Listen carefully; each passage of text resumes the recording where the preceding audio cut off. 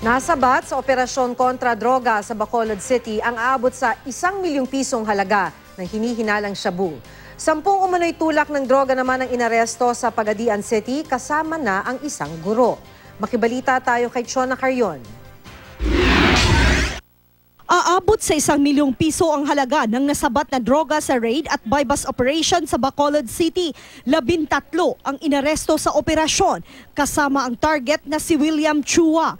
Itinuturing na big-time drug lord si Chua sa buong Region 18. Itinanggi niya ang mga paratang. 2 pang suspect ang nakatakas at ngayon tinutugis. Na-recover sa lugar ang ilang pakete ng hinihinalang shabu, marked money at drug paraphernalia. Patay naman sa pamamaril ang isa sa top 10 drug personalities ng Tagbilaran City. Ayon sa pulisya, nakasakay sa motorsiklo si Rinaldo Giritad ng pagbabarilin ng 2 hindi pa nakikilalang lalaki. Sa crime scene, ayon sa pulisya, nakuha nila kay Giritan ang 3 pakete ng hinihinalang shabu at cash na aabot sa mahigit 40,000 piso. Patuloy ang investigasyon sa insidente. Sa Takurong Sultan Kudarat, arestado sa anti-drug operation ang 10 pinaniniwalaang tulak ng droga.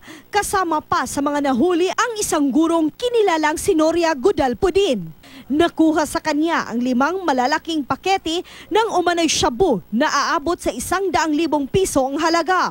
May mga droga, bala at baril ding nakumpiska sa 9 na iba pang sospek. Wala silang pahayag. Mahaharap sila sa reklamong paglabag sa Comprehensive Dangerous Drugs Act. Sa kulungan din ang bagsak ng isang lalaking tulak umano ng shabu sa Pagadian City. Ayon sa mga pulis, nabilhan ang target na si Al Darwin Wahab ng isang pulis na nagpanggap na buyer. Nakuha raw kay Wahab ang isang pakete ng droga at marked money. Hindi na nakapalag si Wahab at kalaunay inamin ang mga paratang. Inihahanda na ang reklamong isasampal laban sa kanya. Chona Carrion, Nagbabalita, Pilipinas.